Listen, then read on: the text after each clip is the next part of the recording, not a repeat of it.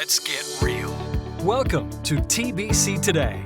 This podcast features friends in and around the Triad Baptist Church community. Hear encouraging real-life stories from our weekly guests and inspiring insights from our host, Pastor Rob. To learn more about Triad Baptist Church in Kernersville, North Carolina, visit us online at tbcnow.org. Welcome to TBC Today. Now, this is our very first episode, and I hope you guys are excited. And those of you who are listening or watching, we hope that you're excited as well. This podcast is going to feature friends in our community and in our church. It's hosted by Pastor Rob, and we're excited to get it kicked off today. So we want you to stay tuned, and we want you to watch more and listen to more of our episodes as we grow this podcast. TBC Today is out of Triad Baptist Church in Kernersville, North Carolina. And if you would like to learn more about our church, visit us online at tbcnow.org. Today we have as a guest myself. I'm Jeremy Chandler, the Creative Communications Director. I've been at Triad for about 9 years. And Kayla Shuler.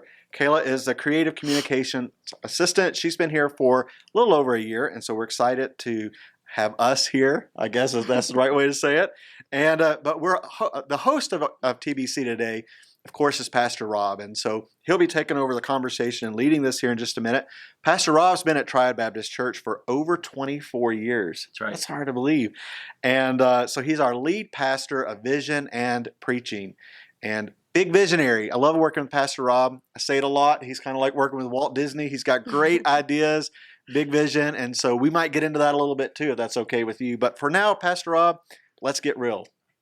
Great. I'll tell you, I'm excited about this. One of the things that I thought about just in my own heart and mind is just getting real with people. And that was our tagline that we used because we just really want to have an opportunity to say, what is really going on in your heart, in your life, your ministry, and what does it mean to be real with that and honest about your relationship with Christ, honest about the struggles, honest about the fact that you don't always have the victorious Christian life, even though that's the goal of the Christian.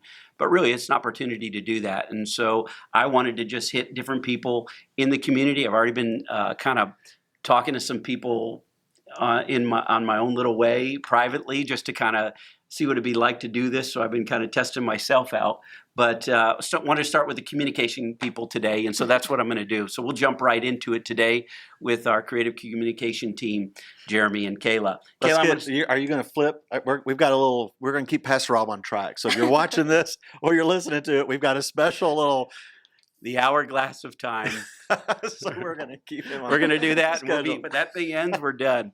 All right, I'm going to start with Kayla. Kayla is the assistant to our creative communications here. Mm-hmm. And Kayla, you're from Las Vegas. I am. And you're here in the little town of Kernersville. How did that happen? I don't know. I ask myself that a lot too.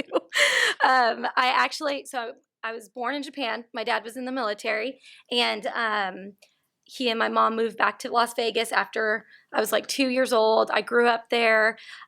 We grew up going to church, but more like Sunday morning Christians. You know, my mom was actually Catholic. So she got saved when I was 6, and I was told that I got saved that night too, but I just didn't remember it. And then we started going to church more regularly. About 5 months before my dad died, I was 9 years old. He actually got saved. So then that's when our family started really getting involved. He passed when I was 9. And so it was just me, my mom, and my brother. And I still, at this point, would go to church, but it was like my mom's religion kind of thing, you know, and I always knew I got saved when I was 6. It wasn't until I was a junior in high school that I really was like, I really don't think this is my relationship, and I want to enjoy going to church, and I want to enjoy, you know, hearing the things of the Lord, but I just didn't really care for them at that point. But I started going to a church in Vegas, and I kind of rededicated my life and made sure, well, I got assurance of my salvation when I was like 11. But my junior year of high school, I was at a public school, and I just told everybody, I'm not coming here anymore. I'm going to a Christian school. So I went from a huge public school of like 5,000 to ACE Paces in a one-room high school. And there was like 7 kids in the high school. I was one of 4 seniors. Wow. So that was a big adjustment. But my pastor at the time was like, I always said, well, I'll go my senior year. I'll finish up my junior year at my high school, and then I'll come my senior year. And he said, if you don't come now, you're never going to come. So I was like, okay, well, I'll go then. And then I did. And all my friends were like, wait, what? What are you talking about? You're going where? And so that was a big adjustment. But I'm so thankful that I did it when I did, because I know I probably wouldn't have decided to go to Christian school after that. And God just changed my life after that. I decided to go to a Bible college in California, where I met my husband. Well, let me ask you something. I just want to interrupt you back there to what made you actually say, I want to go to this Christian school? Well, this was probably the church that I was going to at the time was probably the first time I had ever seen teenagers really on fire for the Lord. And that was weird to me, because I wasn't used to that. And just to see these kids really have the joy of the Lord, and it was their own personal relationship, I wanted that. And so that's when I finally got involved and was like, okay, I'm done. I didn't have this crazy life of sin or anything, but I was just like, I just want to, have a true relationship with God. So it wasn't hard to leave my friends from my public school and to kind of move forward. I'll tell you, this is probably one of my embarrassing moments, but I remember going door knocking and soul winning with my church in my neighborhood where my old public school was, and a girl that I went to school with opened the door, and I'm in this khaki skirt, and she was like, hey, Kayla. What happened to you? I know, I was like, oh, come to my church. It was so weird, but it was, I'm thankful, but it was just funny.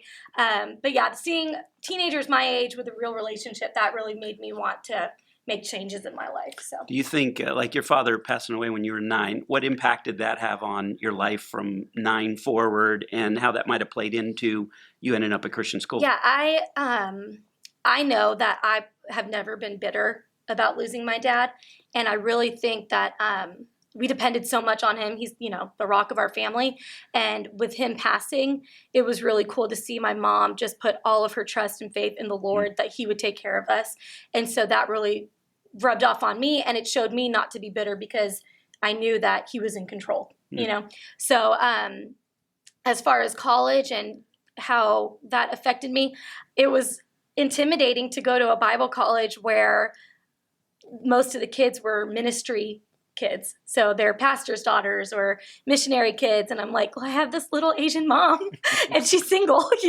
So that was intimidating. But I think that is just how God has shown himself to me over and over again, that you don't need to have this perfect family, this whatever, to, grow with him and have a nice, I like my life, so I'm thankful that God. Even then you thought that way? I mean, I'm okay. I'm comfortable with the fact that I don't really completely, it's not the Norman Rockwell family of Las Vegas, for example. Right. Well, for Las Vegas, it's a little different. It's not Kernersville, but no, but it really, I think just seeing my mom, I think my brother took it differently, but just seeing my mom and just how she put all of her trust into the Lord, because, I mean, there were so many things that she had to learn to do without my dad, paying bills and just things that she never had to do. So just seeing my mom go through all that and just how she trusted God, I feel like that was a good influence on me, and it kind of rubbed off on me. To go to Bible college, was the influence from your mom's side, or was it more from someone in the church? School. So once I transferred to that little Christian school, they were like, we're going to go to this college and this college. And I was like, what is that? I didn't know what any of these places were. And then my senior year, our pastor took us to West Coast. I went to 2 different colleges, one in Florida and then West Coast to visit. And when I went to West Coast, it was very obvious that God wanted me there.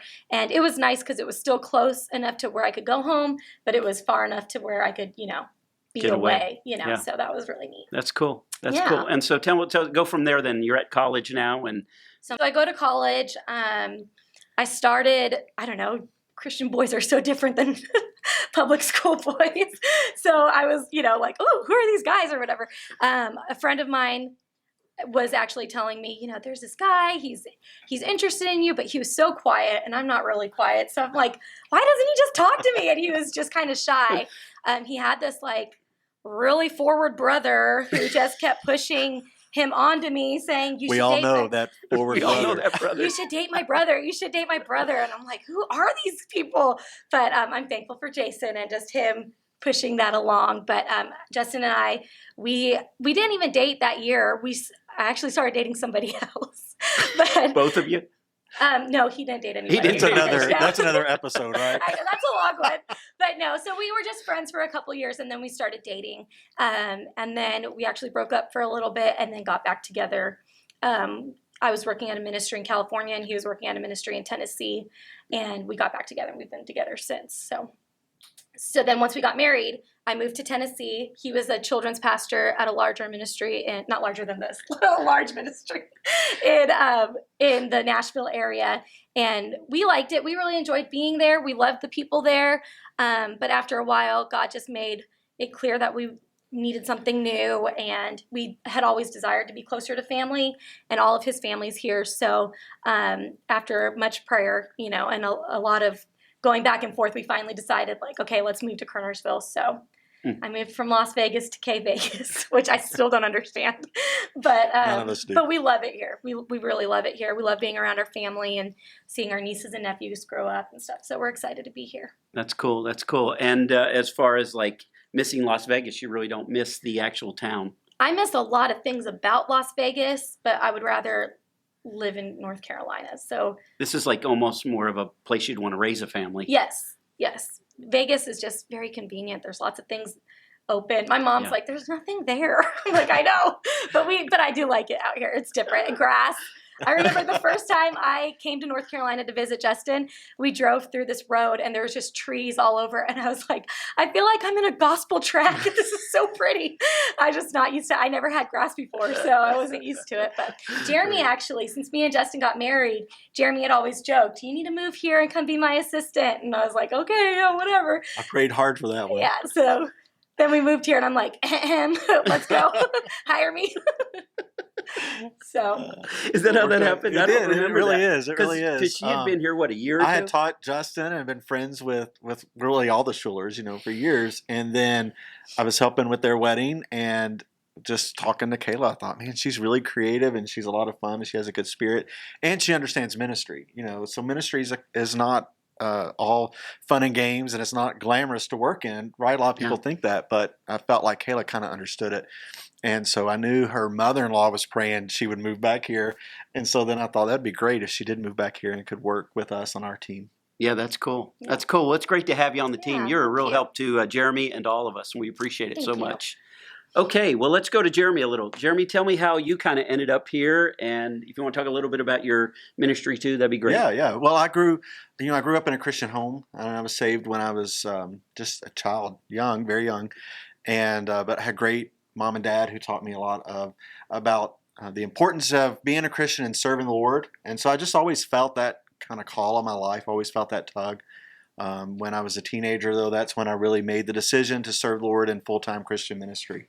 And so I went to Piedmont Baptist College. It's had a lot of different names, but went to Piedmont here in town, and I taught in a Christian school for 15 years. And so I loved that. I enjoyed teaching.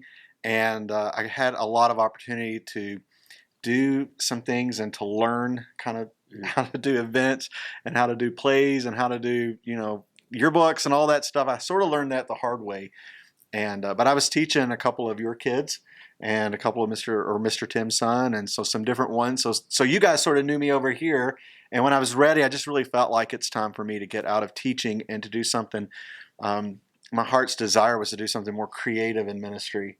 And I didn't really have a creative outlet where I was to really get out of the box and do more. And so I was looking around. I was sort of looking around at different options. And Pastor Rob said to me one day, like, hey, if you're really serious and you're looking around, I don't believe in proselyting, but if you've already made the decision to leave, then we might find something for you here. Actually, I want to just kind of I'm having a flashback. Yeah, I know. I'm trying to. I'm having a flashback. I remember the day you were really struggling to try to figure out what do I do with my life and do I want to leave or do it? You're such a loyalist. You're so loyal to whoever you serve, and that was one thing about you. You'd been there for years. Yeah. And I felt like I was trying to talk you out of, you're supposed to be there forever. And so it was just such a fun day for me because I was like, wow, he's actually thinking about that and just taking that risk and that challenge. I took you to my favorite restaurant. He did. And that was such a hard decision in my life. You're right. And I just felt like so many emotions. And such Pastor a fun Rob. day for him. It was a hard day for you. It was a fun day for him. He took me to Rancho. Rancho restaurant. It's wonderful. I'd never had fried bologna. Fried bologna. And so I thought, man, I'm like, this is the treatment, right? This is it. This is the way you get somebody on your team. Rancho and fried bologna. But that was a fun day for me because I started praying for you. I remember that because we met again. You still we weren't did. completely sure. And then that second time you were like, I'm ready to pull the trigger. And I was so excited because we didn't even have that kind of position here available. Right. You really kind of created the position for me. And so, which was awesome. And it has developed and changed and morphed. And, for 9 years, it's hard to believe it's been 9 years. It seems like really like it was yesterday that we went to Rancho and talked. And, but I just remember feeling like so scared and so emotional. And for the first time in my life, you prayed with me and prayed for me. And I really hadn't had like a spiritual leader do that for me in the past, to really just pray and say, God, help him move in the direction you want him to move. And I was scared to death to move in that direction, to be honest. But you did that with Justin too. Yeah. Justin came home multiple times during our transition phase, and he was like, Pastor Rob's unbiased. He doesn't care what I do. But you were helpful in that way too. Oh, that's good. It was also like, a desire in my heart was also to have an adult older than me. I had Nick and, Aaron and Andrew and different friends and Jason who would, who were younger than me, who I would talk to. That was like my spiritual counsel. But to have somebody older than me that would say, I want to invest in you and pour into you and help you. I think even that comfort zone, you get in a comfort zone and that's probably your safety. Right, and exactly. You had to step out of that and say, okay, God, I'm going to take a chance here. And you were stepping into a whole different philosophy of ministry. Right. And I didn't know if you were ready for that either. Like sometimes I have to have talks with people where I say, are you sure you're okay with this philosophy of ministry? But you seem to you gelled very quickly. Yeah, I think that was the Lord and you and Dennis who really helped me, make that transition. That's good. Yeah, That's good. It's been great. Tell us a little bit about what you do. Well, I do, anything that's creative here in the church. So, any kind of the design work, the websites, of course, Kayla helps me do a lot of this stuff now, but all of our social media, which is huge now at our church, the interior, exterior look of the campus is something that we work on. So, from buying furniture and signage and, whatever, we work on that. And of course, your props, we do a lot of props and things for Pastor Rob. Like I said, he's very creative and very visual. And so events, planning, coordinating, scheduling What events. would you say is the most rewarding thing to you about this job over the last 5 years? Like 6 years, if you look at, was it 6 years? 9. 9, yeah. I knew it was right around there. But Close. If you look at that, what is the most rewarding things you feel good about as far as your job? Well, I love people. I love serving. I like to make people happy. I'm really a behind the scenes person. People don't believe that because I'm out in front a lot, but I would rather be behind the scenes. And so I think the most rewarding part is just being able to help people find a stronger connection with God or find a more powerful relationship with Him. If it's through something, even if it's just something little that I've done, that's very rewarding to me, is to know that I've helped sort of push people more toward God through whatever medium or outlet it's been. Yeah, and that's the difference between a lot of communication guys are very linear and just I think you have a unique gift to be socially at ease and connected with people. And so it's not just about, okay, let's get your project done. It's also about how you doing as a person. Right. And that's one thing I appreciate about you is just people know you care about them and you're not a put on for that. And it's nice to have that because in communication, a lot of times you don't have that. It's just, let's get the job done. We'll write the story or we'll do the print and we're done. But I think you have something that's a unique gift. We try, we're very deadline oriented. At any given time, Kayla and I may be working on 14 projects for different ministries because we've got a lot of 26 outreach ministries in this church. But we love working with people and we love trying to just help them navigate through what they've got to do. Yeah, when you say 14 projects, it just cracks me up because I can always tell when you get a little stressed. I do get stressed. Stay away from Jeremy. Stay away from Jeremy today. He's on a roll. I may get a little stressed. But I really appreciate what you do. It's invaluable. I had no idea how important that position would be for us at Triad, and I'm just so grateful. And then for you to come along and take some of that pressure off of him and do that, and you're very sociable too, and you can talk to anybody. And so I just think you two have unique gifts that come to the table for us, and so really grateful for that. Well, what is your vision for the TBC Today podcast?